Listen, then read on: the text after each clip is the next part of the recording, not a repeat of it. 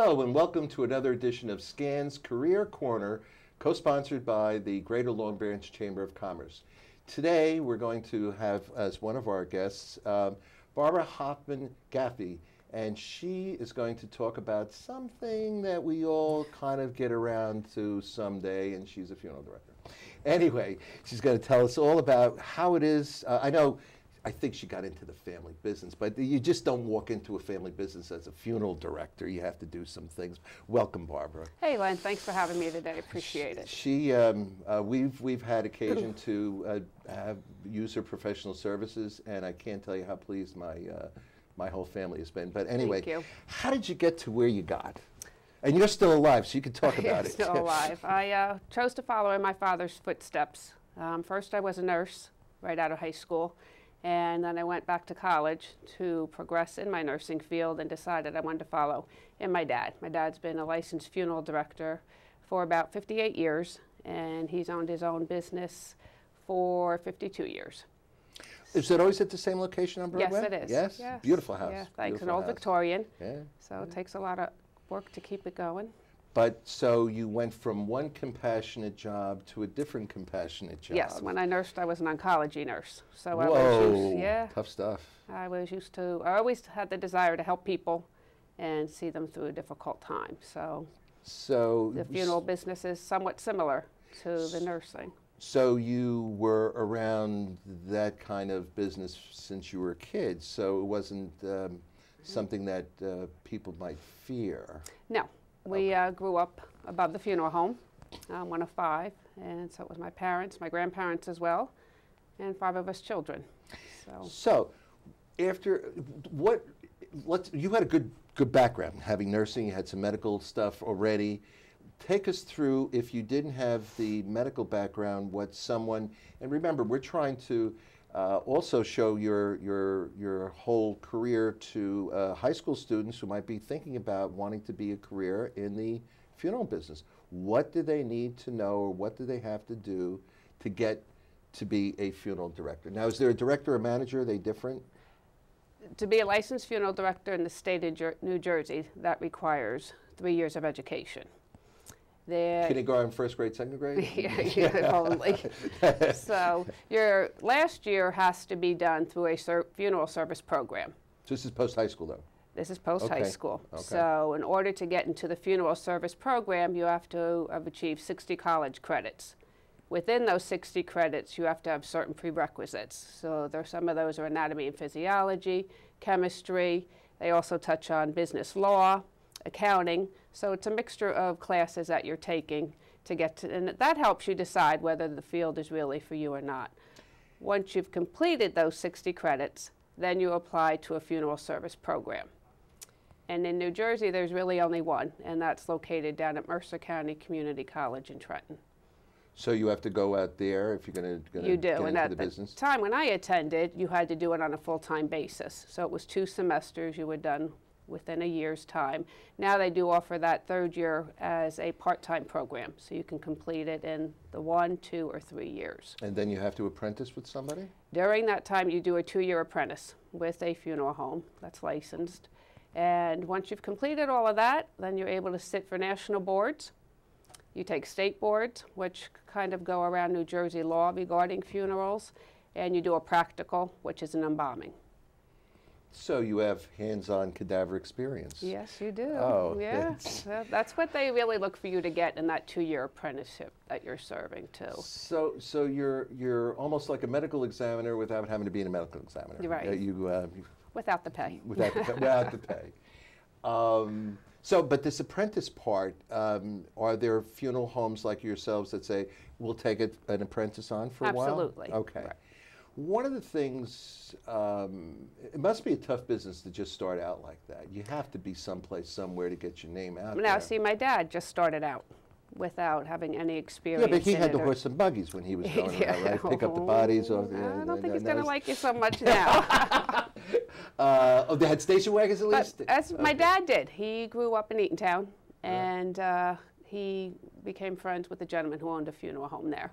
And so that was his way of getting into it.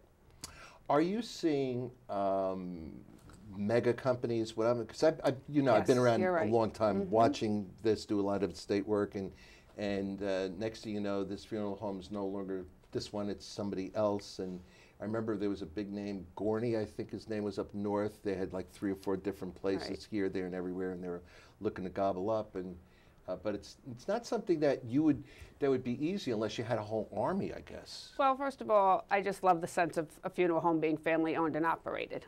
There you go. We are totally hands-on. It's normally myself that does everything, and my dad is part-time now, and he is still available. So So you go on vacation, and you know you're leaving it in good and I'm hands. leaving my dad, and so I'm leaving okay, in good so hands. he works the 11 months out of the year while you're Yeah. But when you're bought out by a major corporation, you really lose any of that hands-on. They actually come in and pretty much control everything that's being done. And that's pretty much in any kind of family profession. That is, it's your contacts, the generations that go to the same place because they know it was Hoffman. They know they're going to get the Right, same a lot service. of it is word of mouth and repeat business. And so. they know the location, and they're going to want to come back. But there are, from some of the people I know, because they don't have enough business, they'll bounce from 2 or 3 different places at any given region because their home just maybe not getting enough business. Right, you're right. There are some funeral directors out there that do what we call, quote, trade work.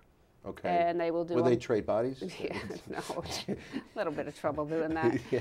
They will go around, and just like you said, when I'm away, if I'm busier than my dad wants to be, then he will call in someone to assist us. Not only with embalming, but making arrangements, running the funeral. But so those are your trade men, and yes, they make a good living, and it gets them around and able to practice a funeral. Is it true that certain people with certain girths, you actually have to slice the back of the suit in order to make them look good inside? I love these rumors you hear. They're pretty good. We call it, we make adjustments. Oh, adjustments, like chiropractors. Yes, we're Okay. And same thing with the hair. We're and jack same of thing all with the trades, head. yes. We learn to do it all. Just- So, He looks so good. He never looked so good before, and Barbara made him look good. I do take great pride in that. I do. All joking aside, it's a final memory that somebody has of their loved one normally. And when family does come up and say to me, Barbara, they look wonderful, thank you, it just makes everything I do worthwhile. Especially for people, having been a nurse before, people who've gone through cancer, people who've gone through tough times, and you know, as they're still alive, that they're gaunt, they're just not the same, and you've got to make them almost ready for Broadway. Well, your Broadway, you know. We experienced that within our own family about 9 years ago. My sister lost her husband, he was 51, due to cancer. And so yes, I think that was one job that we really took probably with the most pride in making him look like himself to the best that we could. And I think also it's not just the immediate family, but all those friends that come in. That Oh, and that's say, what you my know, sister had said. She said, yeah, but people that haven't seen him. And I said, it's not for them, Cindy. This is for you. And you make the final decision. And she was comfortable with. Now, aren't there regulations now that cover to protect you, for example, because of some contagion? Used to be AIDS, or there was all sorts of regulations that came out if the person had died of AIDS, or now say they died of Ebola, which was something more recent. Right. As one of my old ladies I took care of used to say, what do you do in a case like that? You treat every case as they would possibly have a contagious disease. And there's special equipment that we wear to protect ourselves with during the removal, during the embalming process. Barbara in a mask? Yeah, Barbara in a Ooh, mask, lone Barbara in shoe stranger. covers, Barbara in, yes. Really? A whole So, jumpsuit kind of routine? Goggles, yes, everything. Wow. So, and that's, like you said, it's just to protect ourselves and our families. You don't want to bring anything home to them either, so. And as good as you are, you can't do the impossible. No. Meaning, I had a law partner who, at the young age of 49, passed away. but by the time he was discovered, he actually was taken a walk in a park on Thanksgiving. Wow. Took no ID, didn't need his keys, wound up in the morgue until his wife was able to call the police and say, where is this guy? Oh, we have somebody in the morgue, and she had to That's go so hard. ID. By that time, he had already inflated, I guess you call it that. And that's stuff you can't do anything about. And it's very difficult when you have to tell a family that Oh yeah, oh yeah. no, it's not possible for them to see their loved one, and that we recommend the casket would be closed. Well, Zig was very much open, and I think it was for mostly his mother and his brothers and sister. But it's amazing in this particular case where the widow had absolutely no experience handling a funeral. So it was Thanksgiving, so we went to see Gina's parents, and the next day I had to drive all the way up, and then had to go bring her there and hold her hand and go through whatever, you know, the normal stuff. The arrangement process. Yeah, but you need somebody who's like yourself, who can walk it through and have them feel comfortable in the worst time of their lives. It is, absolutely, it's tough for stuff. everybody.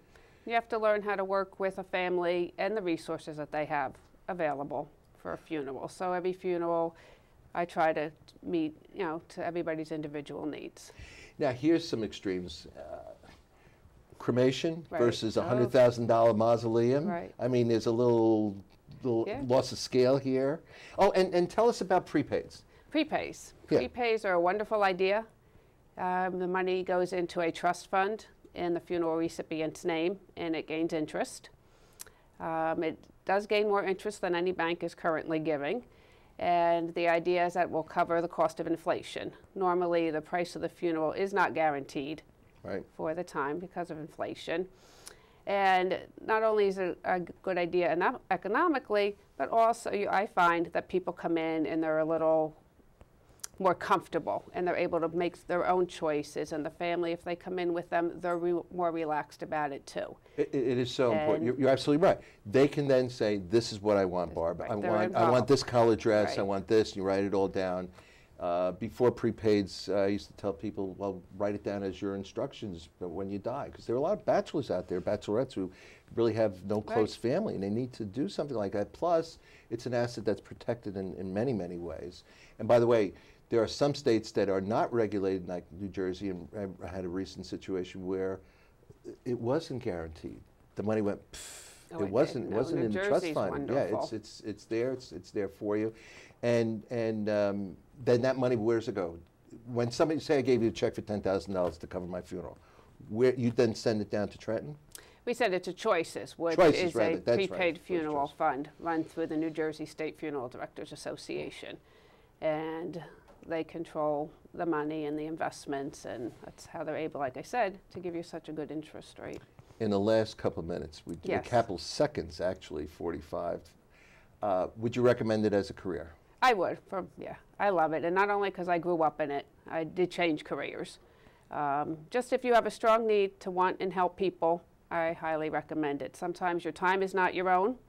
You can be hosting Christmas Day and be called out the door. I heard you get up at 10 o'clock the other day. And just last night. Take your pajamas last night. It's always worth it in the end. And you got to do it, and the people remember that. So. And I have serviced many, many wonderful families, and I'm grateful for that. So, and you do enjoy ice boating. Anyway, thank you, Barbara. Thanks, Len, this is wonderful, and see you again on Scan's Career Corner. Take it from me. Living with a chronic disease is no easy task, but I learned to better manage my health condition, and you can too. Take Control of Your Health is the chronic disease self-management program created by Stanford University. This fun, innovative course is now offered to all county residents. Diabetes, arthritis, heart disease, cancer. Take Control of Your Health gives proven strategies to manage these conditions and reclaim your life. See how nutrition, exercise, and various mind techniques can help you overcome depression, increase energy, and manage pain. You'll not only get this book when you participate, you'll also receive the guidance and support of others living with a chronic illness, just like you. Take control of your health in 6 short sessions. Call the number on your screen to register or get further information at scannj.com. Brought to you by SCAN, Social Community Activities Network. with funding made available by the Monmouth County Office on Aging. Hello and welcome to another segment of Scan's Career Corner, co-produced and sponsored by the Greater Long Branch Chamber of Commerce. Today we're going to talk about information technology, or IT as they call it. It's one of those things that nobody had any idea what IT is, and now everybody needs IT. And in fact, everybody who's got a cell phone knows there's some intelligent technology going on here, or innovative, whatever the I stands for. But we're going to hear from Egidio Enea, who is going to tell us all about how do you get into this IT business and what kind of things you do, and is it creative, is it fun? And I'm sure you have some rough days too. Sure do. Welcome. EJ is what he really is called. Welcome, EJ. Thank you.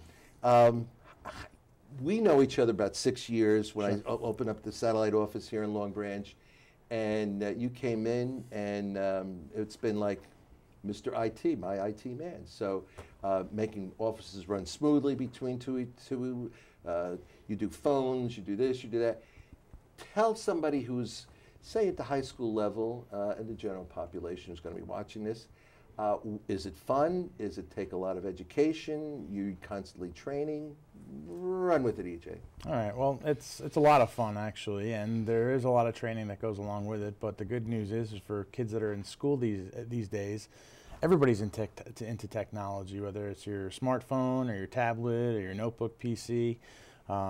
The world of IT has certainly evolved a lot into several different industries, between the IT portion and your telecommunications, and then more of what we do as far as supporting and consulting and network design.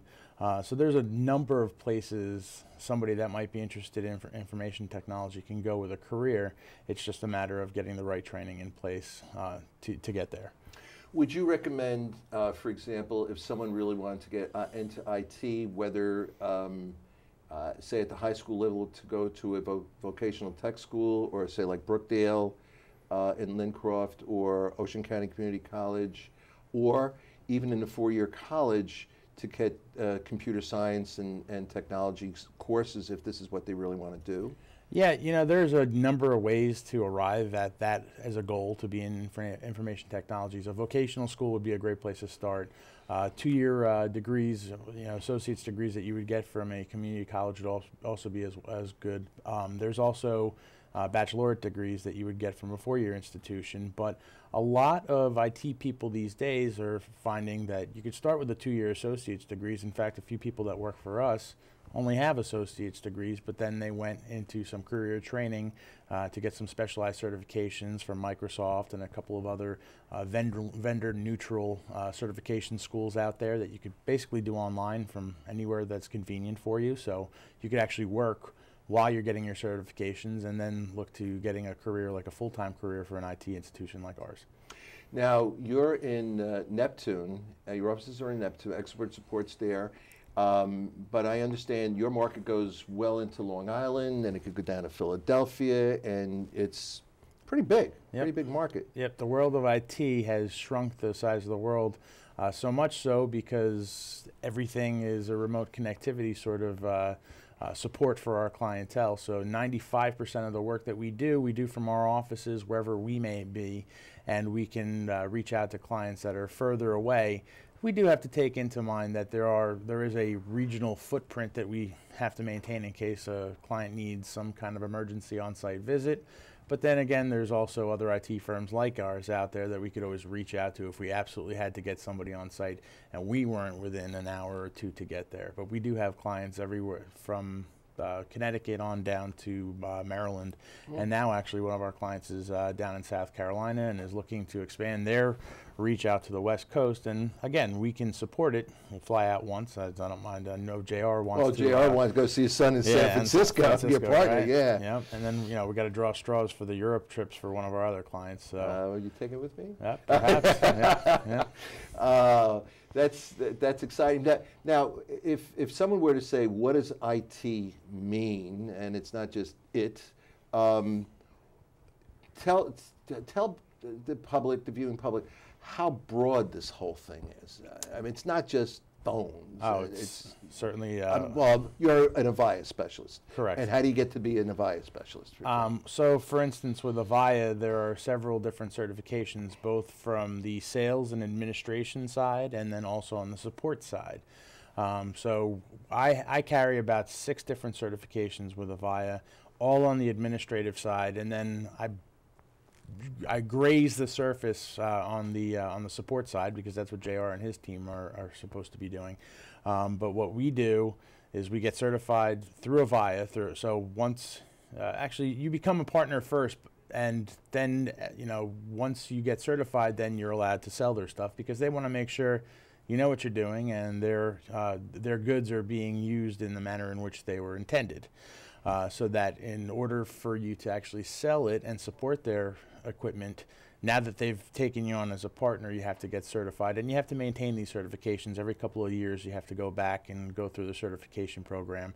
And then they do offer a lot of continued education as new releases come out and new updates, offering new features for the various things.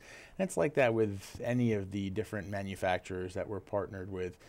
Cisco probably being the most strenuous as far as the education is concerned, talking about maybe 30 or 40 different certifications that renew basically on an annual basis that you have to maintain. What's so sexy about Cisco that they require all this as opposed to, say, Avaya? Well, because Cisco relies, Avaya as well, but Cisco relies more heavily on their partner network for the support of their products. They don't carry too much of an in-house service team. You can, but Avaya has, but they don't have field people in a sense. You guys become the field people. Correct. You're the guys that represent Cisco in the field, or represent Avaya in the field, or any of these other big outfits. They produce the equipment, and you got to know enough about that, how to interface and how to install and maintain and service. If there's problems, they go to you. They don't go to Cisco. They don't go to Avaya. They go to you. Absolutely. And as long as you maintain their standards, you get the business. That's right. That's right. And so they'll have their certification programs to make sure that you are upholding their warranties without voiding them, without doing something wrong that actually creates more problems, and then a customer is reaching out to them for a replacement. They don't want that. Now, just to see how old you are, do you remember Novell? Sure. Not Novotel, Novell. Yes. You had to be a certified Novell installer. Is that stuff still around? Sure. Probably in old systems? Absolutely. Not new systems? No. No.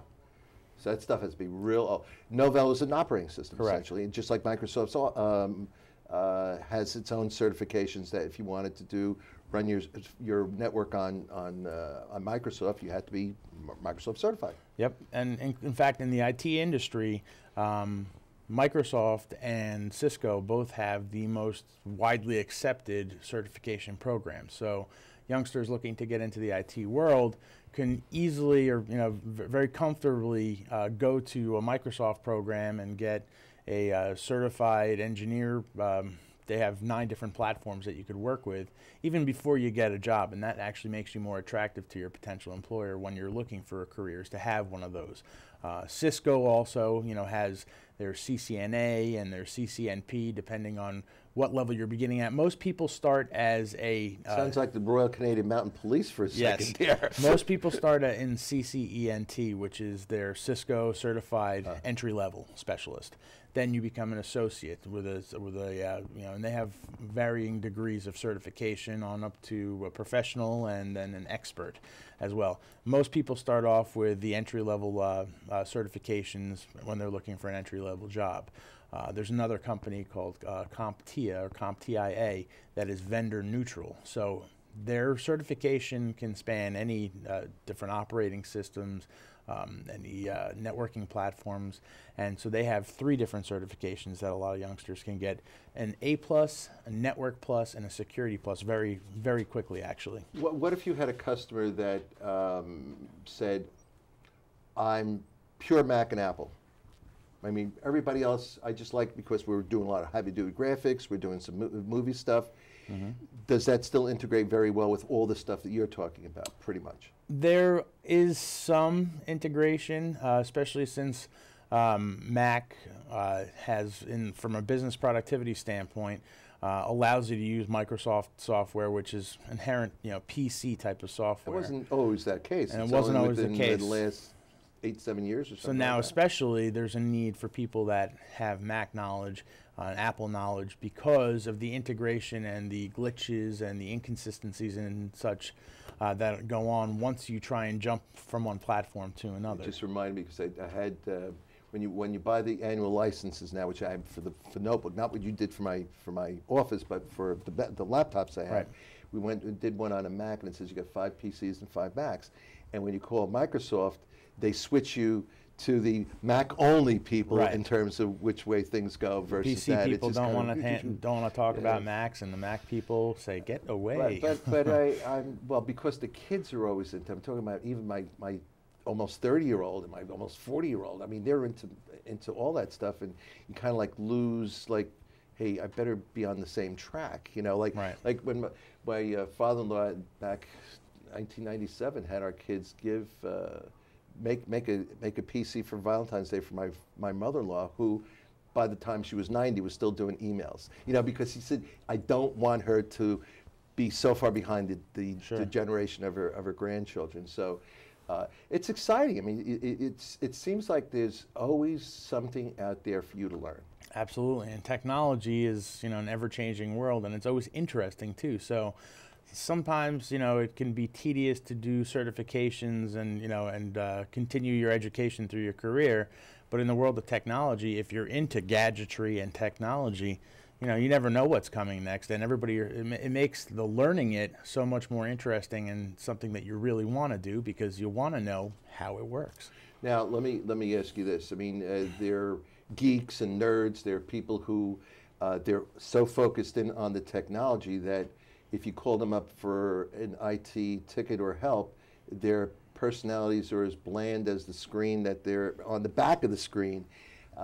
What I guess what you're saying is that if you really want to be in this business, you have to be a jack of all trades in many respects. In that sense, you do sales. Yes. You have customer support. You got to be on. You got to schmooze sometimes. You have to have patience because they're usually the person on the other side of the line has no patience because they just want to get their business done. Right. So when you make a happy customer, you make a happy customer. Yep. And when I was in school, I struggled through CIS and MIS courses. I almost had to cheat at times, you know, looking over my friends that were into that. But if you have a knack for it, if you have a knack for technology, there's a lot of horizontal career growth that you can do within the organization, from sales to administration to executive management, which is where I'm at this point.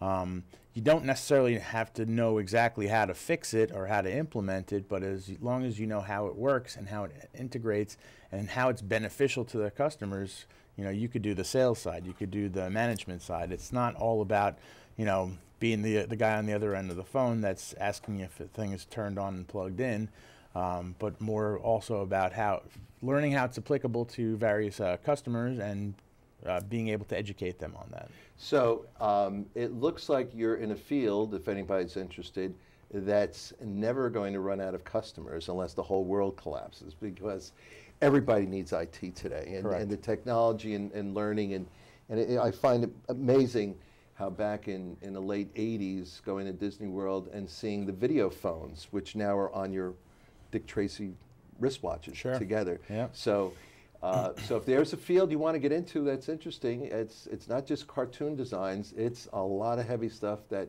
makes our economy go the way it is. So thank you, EJ, for being on. EJ from Expert Support in Neptune, and I want to thank you for watching SCAN.